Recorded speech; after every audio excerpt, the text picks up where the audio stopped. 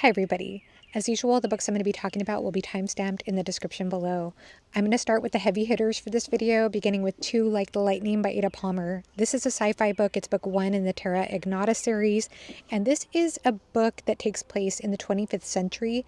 The story is presented as both a document and narrative told in first-person narration from an ex-criminal named Mycroft's perspective. And Mycroft is relaying the events that took place involving this mysterious theft of what's called a 710 list, which is a document that names the most influential people in the world, a device that was used for this theft, a household in which one of the people was framed for this theft, and a young boy named Bridger, a 13-year-old boy who's able to make his toys magically come to life with the touch of his hand. So as these things are all interconnected, you're getting a lot of information about how the world works in the 25th century.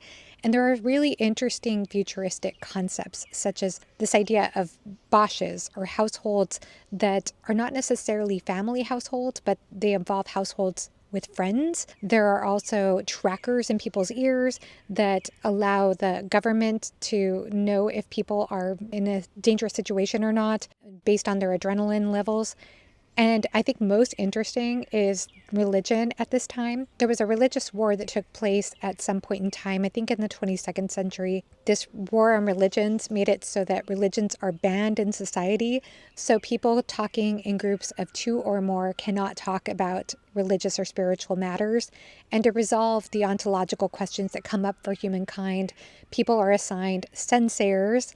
If you think of the word sensei, it's a teacher, but not somebody who proselytizes. They can't preach to you, but they can help you work through your beliefs, work through your spiritual ideas about how the world works. There are also flying cars and the ability to zip from one continent to another within a single day. And this also leads to this idea of floating citizenship, whether you need to be a citizen of the place you're born from. There's a lot of interesting sociological and futuristic concepts.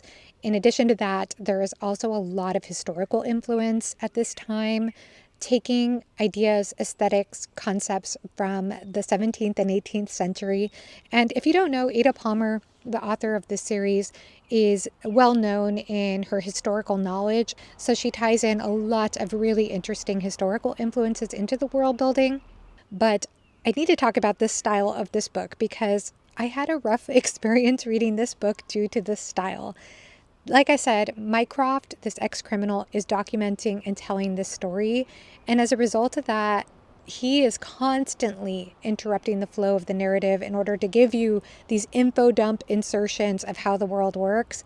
And while there are interesting factors going into how things work in the future, I found it very grating on my nerves. It felt jarring because every time I was starting to get into the story, Mycroft said, "I know, dear reader, blah, blah, blah, blah, blah." He's reminding you that he's telling you this story. And I just struggled with that style until the second half. The second half, I started to adjust to it. And I'll go ahead and say that I started out buddy reading this book with Murphy. And Murphy found the style as frustrating as I did and DNF'd the book after 100 pages. I'm stubborn, and so I did not DNF the book, but I probably could have because I was so frustrated. I was curious enough, however, with some of the cool, interesting ideas of futuristic world building that I mentioned, that I kept going. And what was interesting is that I settled at one point with thinking that I'm probably not going to continue the series after book 1. Like, I'm just going to read book 1 and process my feelings about it, be done with it, be okay that it wasn't for me. But then an odd thing happened, which is that I found myself liking it more and more as I went on in the second half of the book. And then when I finished the book, I felt very positive about it. And I even fought that feeling for about an hour. I remember finishing the book and thinking, okay, I like that ending, but don't forget, you hated the first half, the style in the first half of the book. I don't know what happened, but for whatever reason, I just suddenly loved everything Ada Palmer was doing. Maybe not everything. I still can't reconcile the fact that I didn't like the way I felt in the first half of the book, but I still really appreciated the story by the end and I wanted to keep going. So I might go on to book 2. Another thing I'll say that I mentioned in Discord is that while I was reading the story, I kept on feeling like it was a story that was more in my head than in my heart. Like it was something that I was enjoying in a very cerebral way. But again, when I got to the second half of the book, that started to change. And I found myself emotionally invested in what was going to happen to this world and where things were going. So I don't know. I don't know what to say. It was a frustrating read in many ways, and then it was a fascinating one. And I don't know how to reconcile that. And now for my next heavy hitter, which is Traitor's Knot by Janny Wurts. This is book 7 in the Wars of Light and Shadow. And I would say this book carries forward a lot of similar themes and ideas as previous installments, including the concept of consent, the laws of the land, or how magic is tied into environmental themes, political scandal, exploitation. And in this installment in particular, I feel as though we're really dealing with this theme of people being self-blinded by beliefs based on fear. And you see that on both sides of this war that's occurring. And I thought it was really interesting. We also see a character who's self-blinded by some grief that she's struggling to process. And by the way, I'm using the term self-blinded because that's the term that's specifically used in this book. It brings up the question, at what point are people accountable for their actions if they're being guided by their beliefs based on fear? So if they're not aware that they're fearful, that they're acting on fear-based beliefs, at what point are they accountable for their wrongdoing? And if they're able to see past their own fears, to see that there's a greater truth to things, that things aren't surface level, that there's more to the picture than what they've been led to believe, how can you account for that? Maybe they're more innocent than we realize, or maybe there's space to acknowledge some innocence there. It's an interesting question. I think it's interesting in how it's explored in this book.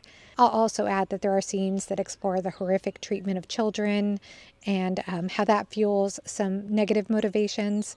There's also a very interesting romantic scene that lasts a long time. Now, this particular book took me a lot longer to read than I was expecting. It's one of the shorter installments in the Wars of Light and Shadow, but it took me a long time. I appreciated where the story went, and I found that the prose was what slowed me down a lot. Now, I know that this is written in an intentional style in order to make you slow down, to make you absorb and have this in-depth experience of the story. But there were certain passages where I felt a bit blocked. It reminded me a lot of when I was a kid and I went over to my grandparents' house, and I remember seeing this painting on the wall. And every time I looked at this painting, I was always trying to make sense out of what I was seeing, and I always saw a face.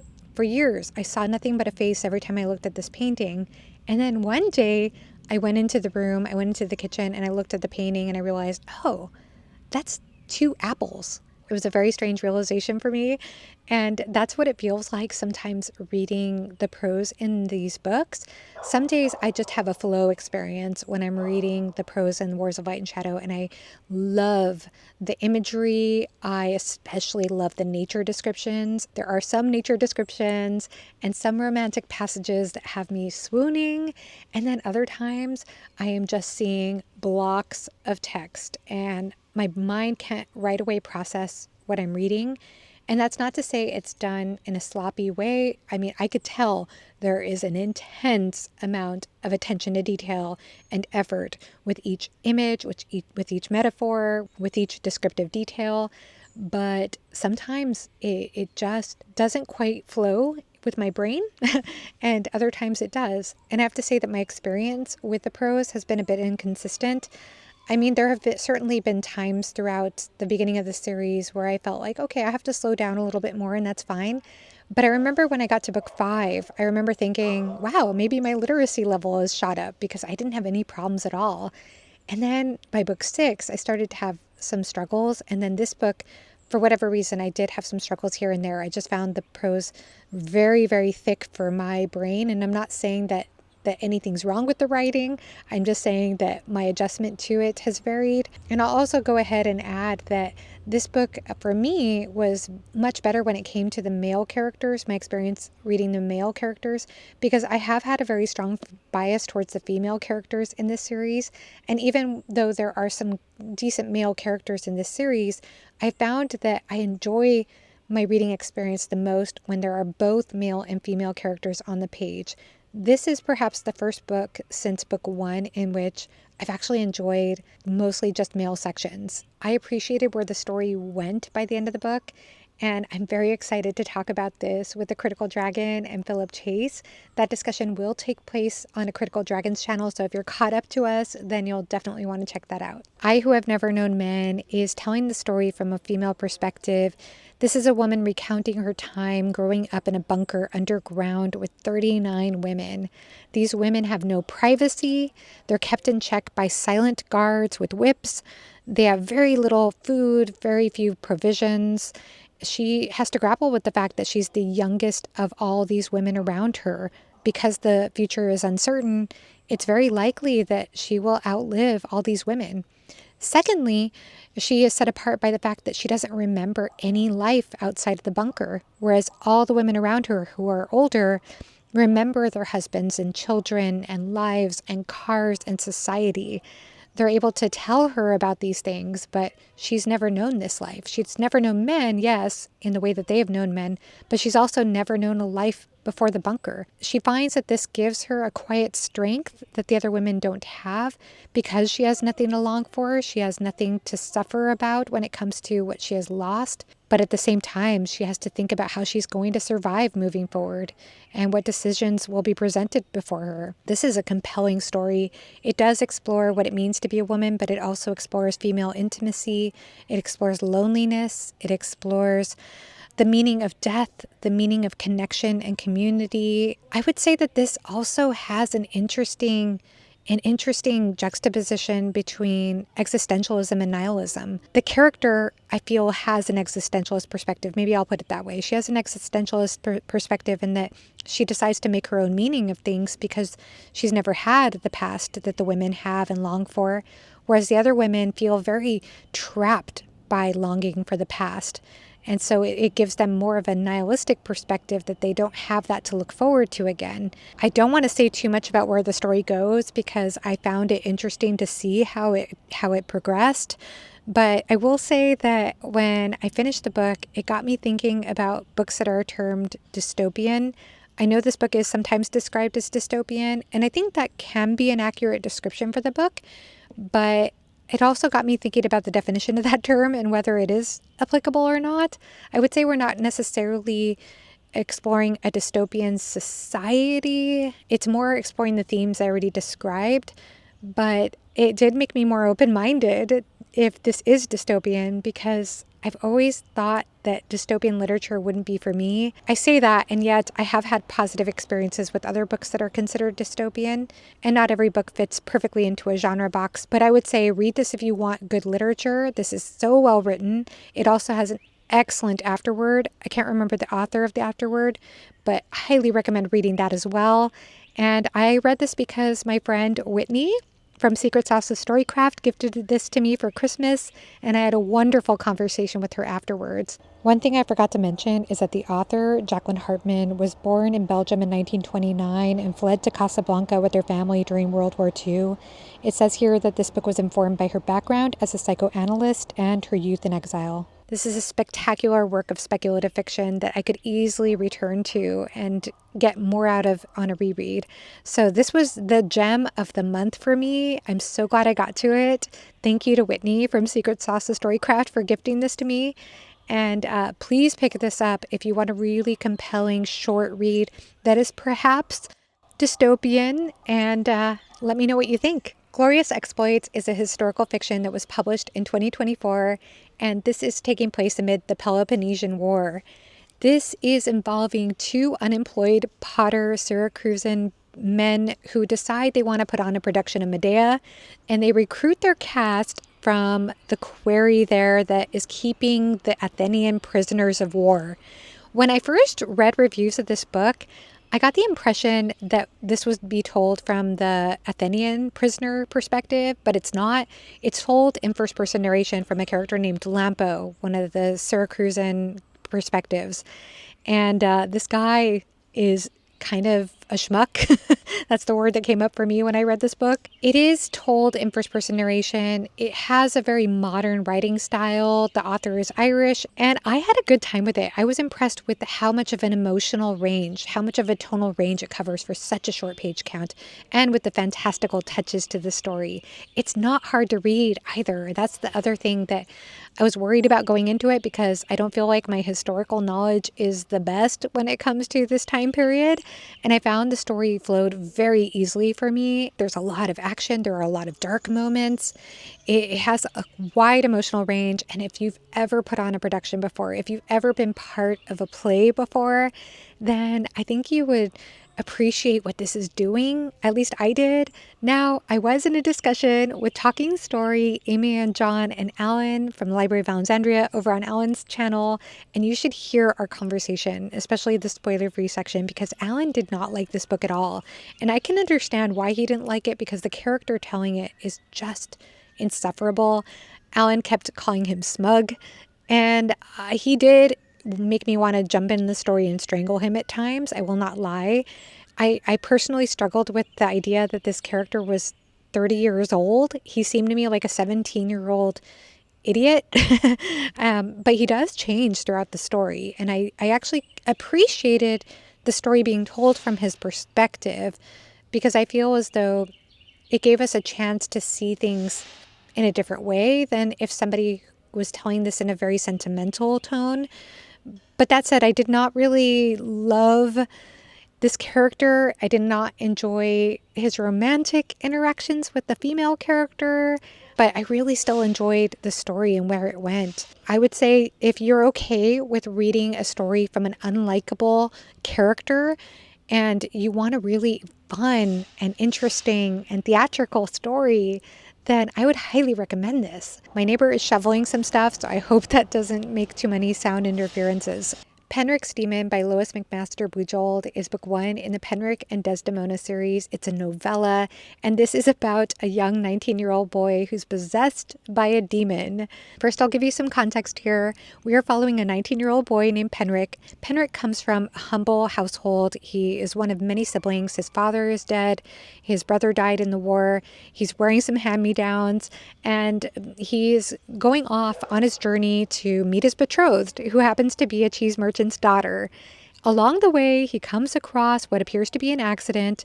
There is this elderly woman who's on the ground. He comes up, tries to help her, and while she's dying, she ends up transferring her mysterious powers to him. The next thing he knows, he faints, wakes up in a hospice, and that's where he finds out he's been possessed by a demon. And from there, his adventure continues. This story has wonderful touches of humor to it. It's not laugh out loud type of humor. Like, I didn't laugh out loud when I was reading it, but it did tickle me at times, especially as the demon Desdemona tends to have a certain interesting personality, or set of personalities, I should say, which you find out about when you read it. And I thought that Penric himself, that character, was very endearing. He's very innocent, naive, and very good-natured. Then there's a somewhat interesting plot that occurs. It wasn't necessarily something that totally gripped me, but it was enjoyable. It was an enjoyable traditional fantasy story. This has an archaic prose style, but I thought it flowed well, and it was a nice light story. So I enjoyed my time with meeting Penric and getting to know this world with these 5 gods. 2 Emily Henry books.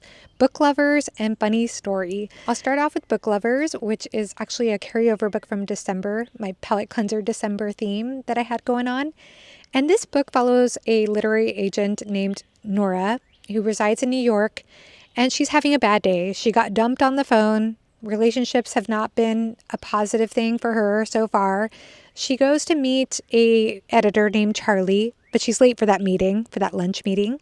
Charlie seems to be in a bad mood as well. And so the meeting does not go as planned. They decide they're not going to work together. They have some professional disagreements. Meanwhile, Nora's sister convinces her to go on a sisterly vacation for a month to this wonderful, idyllic place called Rainbow Falls, North Carolina, which is outside of Asheville. And lo and behold, guess who is there?